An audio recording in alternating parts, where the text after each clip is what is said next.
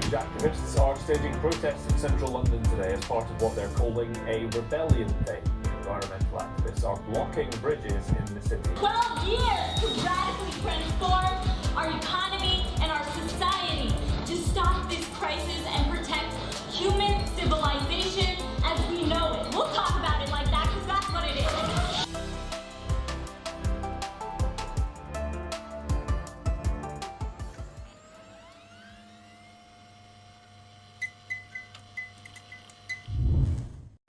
You're listening to Raw's Fighting for Life series, and today we're lucky to be joined by Valeria Reynosa and Hannah Wright from the Warwick chapter of Climate Reality, a global movement founded by ex-US Vice President Al Gore that aims to make urgent climate action a necessity across every level of society. They also run training sessions for climate reality leaders to educate communities across North America, while on campus they've formed a coalition with Globus and the GSD Society to back a petition calling on the university to declare a climate emergency and push for type-free carbon neutrality by 2030. How are you both? Yeah, good. What an introduction. We sound so much more important than we are. Say that. Talk about you not being important. It's a perfect place to start, really. Talk about your own personal stories with how you got involved with Climate Reality. Well, I kind of stumbled across it in second year. I was researching at the beginning of second year where, what kind of green societies existed on campus. And I mean, Climate Reality seemed the most prominent and legitimate one. And I also became friends with Josh Howley, who he used to run Keep the Faith. And he kind of was part of the team that set up the Climate Reality Society. And so I just got stuck in, really. That was it, short and sweet. Me too. I think Josh did recruit a number of people. He was really kind, and I'm doing GSC, so essentially he said that it would be a good fit. And so at the moment I was just trying to find my identity at uni, so I joined 3 societies on like the fresher rep. And I think at the end I tended to find that our work was really meaningful in terms of the environment and trying to get change instilled. It's quite cool also when you first come across society and when I initially realised that we were joint with a number of other organisations in America. I remember Emma, the president at the time, was like, yeah, we're going to FaceTime Washington. And I was like, whoa, I want to FaceTime Washington. Yeah, it's cool being part of a bigger project, I guess. Yeah, so if we talk about your action on campus before the whole action of the petition, what has Climate Reality done so far this year before you started working, and obviously in the past as well? So I guess we were only we're a bit of a baby of a society, really. We only started in the last couple of years. So since I've been at uni, I'm in my 4th year now. We started out doing lots of kind of informative talks. So we did some on like sustainable cities. We have our infamous disco soup, which is very popular, which we put on in collaboration with Raucous, where we create like a soup on the piazza made out of waste food and give it out for free to the backdrop of some great music, normally by some of the DJs from Keep the Faith, typically. And it's certainly edible and actually nice. Delicious, yeah. I think, in fact, a lot of it, when it comes to being students, comes to really doing informational campaigns. So, in a way, we just wanted people to think about the issue at stake more deeply. Last year, especially when MEC was head of campaigns, she led Meatless Monday, which has actually led to, changes in the way that the university tries to at least promote that, it's trying to go vegan or vegetarian on Mondays or. Yeah, they do it at Brothen, don't they? Offer the Meatless Mondays at Brothen now, I think, off the back of the campaign that we led last year. Yeah. So essentially, I think we aim to be informational and sort of create a lasting change with that information, yeah. Do you feel that was one of your most successful campaigns? That was on my campaign. It was MEC FAF, which was amazing. And I think it was a very successful campaign, yeah. I think it raised awareness about, the possibility of just, taking this one day off a week if you are a meat eater, and then contemplate what you're doing for the planet. And I think that's just like the sort of transactional, low-cost attitude that can lead to bigger things, I think. But I definitely think it's important to say that we are we're in our maybe proper third year now. And I think we're still sort of finding our feet a bit when it comes to campaigns. Obviously, climate change is such a vast and complex issue that as a collection of university students, we're still kind of figuring out how things should be done, and running a university-wide campaign is a challenge for us. Yeah. So. You talk about FaceTiming Washington. Have you had much of a link with the main group, or has it been kind of a separate operation? Yeah, no. So we communicate with a woman called Emery. She's lovely. So we've us and the president Skype her on a maybe bi-monthly, fortnightly, every month sort of, and it just depends when we need her most, really. Yeah, we chat. So we talk through what we've been doing recently, but we have to do stuff like submit regular strategic plans to Washington, submit strategic plans, and we discuss budgeting. So we have to apply for money from them if we want to put on certain events, and yes, we have reasonably regular contact, and they send out a newsletter. So when we did the 24 hours of reality at Christmas, we were featured in their newsletter, which went out across the whole world, all the different chapters across America, which is pretty cool. Yeah. That was a great success and part of the team. Yeah. If we move on to talking about the petition, I was wondering if you could summarise what kind of the main aims of the petition to declare a climate emergency are. I think what we wanted to do was try to figure out in which way could we contribute to create local action to really combat climate change. So the idea was that we went on to research what was going on at university, and we found out that currently they're revising their carbon management plan, and that they're having issues, creating compatibility between their development needs to become more sustainable and their profits. So what we found out was that the best way to really create change in a way that we would not have to go over our heads really and start thinking about the way that we'd create climate action that was profitable for the university was actually to get a campaign going with people's involvement. So we had the support of the UCU Warwick leader, something of a sort. He's a wonderful teacher. His name is Alistair. The engineering. But we had we also received an email from one of the professors in engineering, who it was sort of a call to action email, and he made reference to Bristol University and the city of Bristol, and also Manchester declaring a state of climate emergency recently. And it was sent out to many members of Climate Reality, and then I think he sent it to other people he deemed relevant on his mailing list, just saying that he thought this was necessary, and basically just trying to gain a bit of a momentum behind this idea and whether we could actually fabricate something out of it. Yep. And we discussed it at our exec meeting, and it got a lot of excitement. I think it elicited a good response. So. Yeah, I think it was also a great move on behalf of that part, because I think, sometimes when you start looking at these issues, they become really abstract. And then having a reference such as Bristol was really powerful in the way that we want to create a reference here as well. So the name is Alistair Smith, and the council that we're aiming it to is the Warwick University Council, and essentially is the highest decision-making body at the university, which means that while the SU has been collaborative in its own right within their bureaucratic limits, they cannot perhaps get to that sort of top decision making, as well as the council can. So the aim is really to create change that is lasting and influential. Revolution from the inside.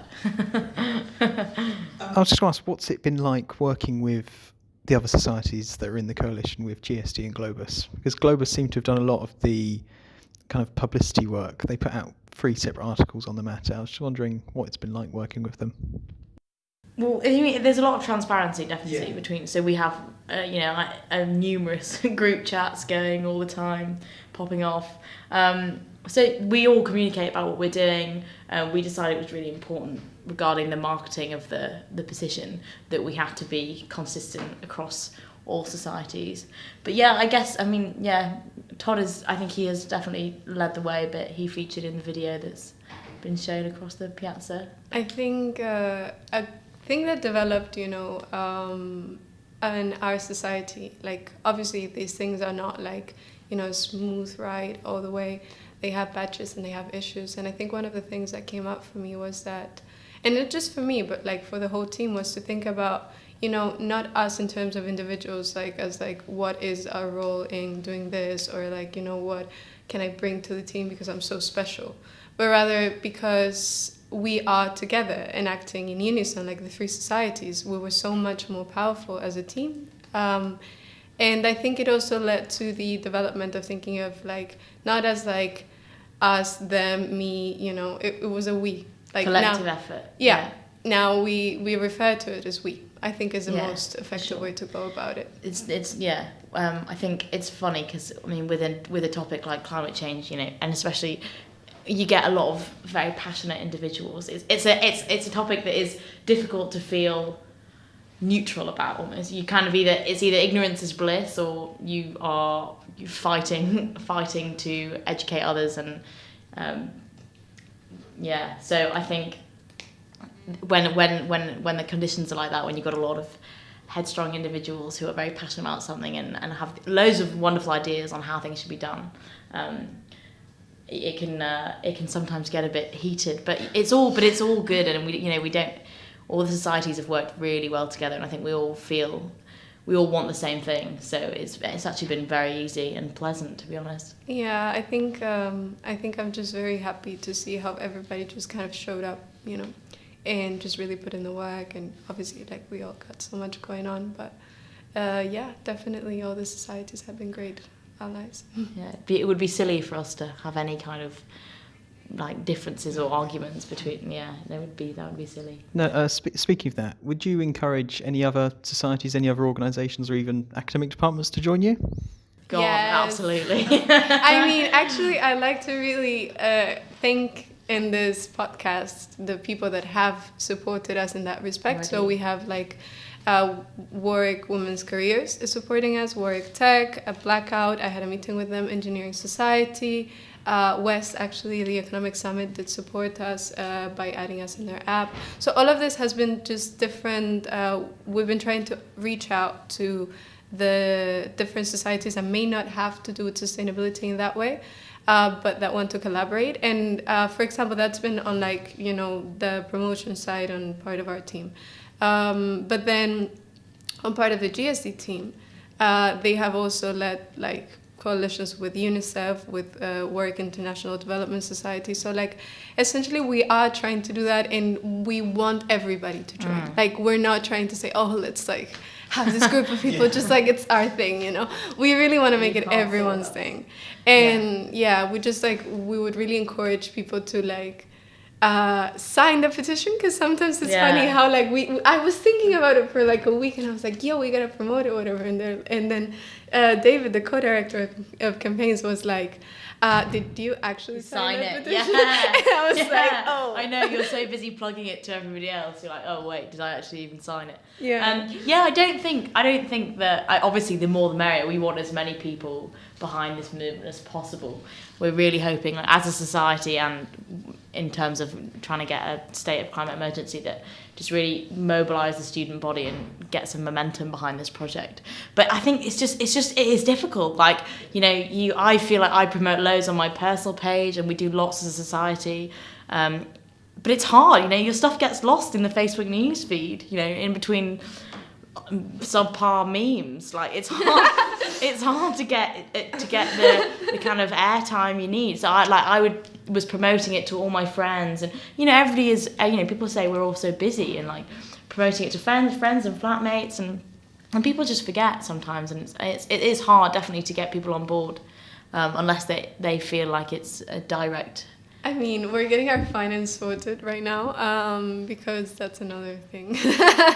But as soon as we get our finance cleared, we're printing out marketing material. Yeah. And we are going to post stickers all around campus. Recycled stickers, obviously. Of course. I mean, but we're going to post the stickers. dangerous. Yeah. So Watch out. I think Keep your eyes peeled. I think I'm going, like, my job is going to be to make it as obvious in this campus as possible. Official sticker coordinator. Yes, official sticker poster, advertising outreach coordinator. Can I get that on a whatever. badge? I'd love to. Yeah, I like long sentences. What was I going to say? We also have something exciting as a meeting coming up. Like, we're just giving you a sneak peek here. It's not out there yet, but I'm having a meeting with Keep the Faith creative director Lewis McLennigan, and we're talking about perhaps doing a mashup of the campaign theme with the party of amazing DJs, obviously, because everybody knows. we don't nail the social side of things. I think one thing as a society we find quite hard is like trying to bring a fun element to climate change. Had a couple of green drinks, but again, promoting them, we can't seem to get the word out. It's quite hard. So a collaboration with Keep the Faith would hopefully get the attention of a number of students and so. Yeah, Lewis is kind of like, let's see, because he is a creative director and he is very directive. But I love what he does, and I think he is very interested in promoting climate change, as many people in this campus. So yeah, well, he's a big part of our team. Like he's been there for and he's been writing a number of years about the issue for a while. So that, I actually, touching on the social part. Looking into the future after the petition, is there any kind of plan for pushing the university any further than a climate emergency, carbon neutrality? Yeah, well, I mean, I guess even a state of climate emergency it's not necessarily binding. I think to suggest that we achieve a state of climate emergency and then just rest on our laurels for the remainder of our days at university would be completely foolish. Yeah. I think you can never become complacent. There is so much work that needs to be done at this university. Even just changing the mindset of a number of students and members of the faculty still. Recycling. I mean, we actually have a more marketing-led campaign, which is Reduce, Reuse, Recycle, which is, trying to promote the ideas of circular economy, just using less, trying to find companies that will actually buy your trash. And there is a lot more that we want to do. And I think carbon neutrality is a packed term because you can go about different ways to committing to carbon neutrality. So also, it's not necessarily it's not something you achieve and then it's done forever.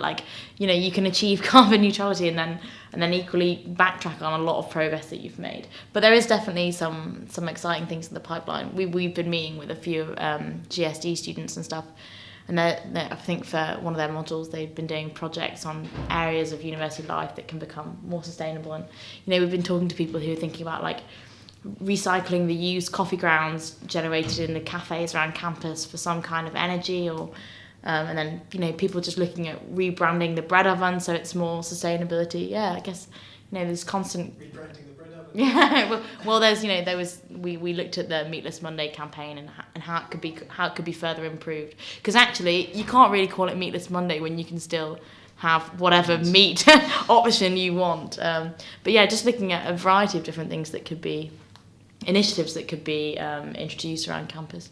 I think, exciting times ahead. There's two more questions that we've asked to every single group we've spoken to as part of this series. They're a bit generic, they're a bit broad, so feel free to take the simplest answer you want. Is politics a solution to climate change, or is it a barrier to a solution? God, it's a big one. Okay. I actually, funnily enough, I think politics is both the problem and the solution, obviously. And I think it's so important that people don't frame it as just a problem, because it's at the locus of what we're allowed to do, right? So people think that money talks, and that's true, money talks. I think people need to realize that by involving themselves in politics, by taking action on what is in the planning of whatever collective organization or country they're in, they take charge of what's going to happen with their lives. So it rules us whether we like the politics game or not. So I think it's important to reframe that question in a way in which, like, what do you want to make of politics? Do you want to make it the problem by ignoring it, or do you want to make it the solution by getting involved in it? And I would really say that, to me, the answer to all these issues that we have on environmental ignorance and just negligence is that people get involved in decision making. And it can be at a government level, but it can also be in the way that you live. It can also be in the way that if you have a company, you run your company, that if you work in a company, you suggest people to do these things, and just, you know, creating structures and institutions that are friendly to the planet, really, and just sustainable. Yeah, I guess climate change as an issue is so much greater than politics alone. It's like a social, ethical, it pervades every aspect of our life. And so, I don't know, I think that the way that climate change and the causes of it and the consequences are viewed is vastly varies by political ideology, and as a result of that, it's like an immensely complex and difficult thing to overcome. And also, there needs to be change needs to be made at every single level of, domestic, regional, national, international, and that makes it so difficult. So when you can't even, when there's still people out there influencing the public opinion on whether climate change is even real, then that obviously, it casts so much down, and it makes it so incredibly difficult to form consistent policies on an international, on a global issue.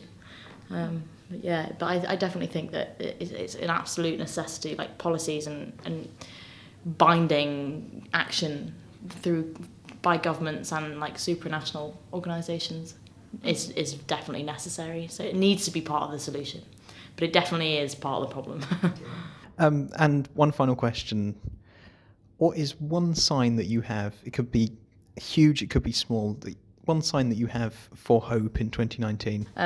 On a sort of a bigger, more nostalgic level, I guess you could look at any movement, and quite a lot of doom and gloom surrounding climate change, and it is quite easy to feel overwhelmed by the scale of it and how much we have to do to sort of overcome it or limit warming to at least 1.5 degrees. You look at any movement, like, the women's movement or like the Black Liberation movement, and, there was always resistance and there was always struggle. But I guess that resistance kind of reaffirms the need for change. And I'm kind of hoping that is what will continue to happen with climate change. We're very capable of doing profoundly great things as a species, and so yeah, there's still hope left in there somewhere. I think the only thing that gives me hope, for example, in terms... The only thing. Yeah, I'm kind of harsh. Because I think, I studied GSD, so Global Sustainable Development, and that gives you like a very microscopic view of the problems. And just, I guess, like, it just makes you think critically about what it takes to really give this change. And I am very hopeful for two reasons. And the first and the most important is the fact that I think, the winds are changing, and you see people coming out to protest about these things. You see people rejecting and knowing that all this information about climate change not being real is really sponsored by special interests that only a few benefit from. You see that like all these disasters are starting to kind of click in people's minds as related to climate change. And I think that gives me hope that people will realize that it's really in their vote, it's really in their participating in politics, it's really in their running companies that are sustainable, that they can create that change, right? And on a case study level, I think we should really look back, and I mean back because policies have changed, at what Scotland did. Scotland has had a lot of great policies implemented. Called, I didn't know that. It's okay. It's okay. It basically offered like certain subsidies and forms of like creating cash flows for renewable investments. Cool, okay. Now they have a feed-in tariff, which means that it's like more austerity kind of policies, and it's a great policy. I just think that we should be aware that we should ask for more. Like from carbon pricing, definitely. Okay. If anyone on campus wants to learn more about you, wants to get involved, have you got any events coming up, or how can people find you? Yeah, we're also recruiting ambassadors, aren't we, at the moment? Yes, we are. We're recruiting. We were struggling to know how to get people involved with that because we tried to, at one point, to just let everybody on exec, and it was just absolutely chaos. So we're recruiting ambassadors for people who just like want to get stuck in with climate reality and help out and help promote and help at events. But there's also a Green Week coming up at the end of this term. So there'll be a lot of stuff going on there. We're having meetings at the moment with other green societies and David Chapman, the sustainability champion at Warwick. So that's all up in the air at the moment. Yeah, we'll also be at Blackout. Like we'll have a stand there if anybody wants to come talk. I'll probably be there unless something comes up at the last minute. I'll be at Warwick Tech, like the hackathon. I do not know how to code, but apparently they teach you. So, if somebody just wants to laugh at me and just ask me stuff about climate change, I'm like happy to talk there if they're going.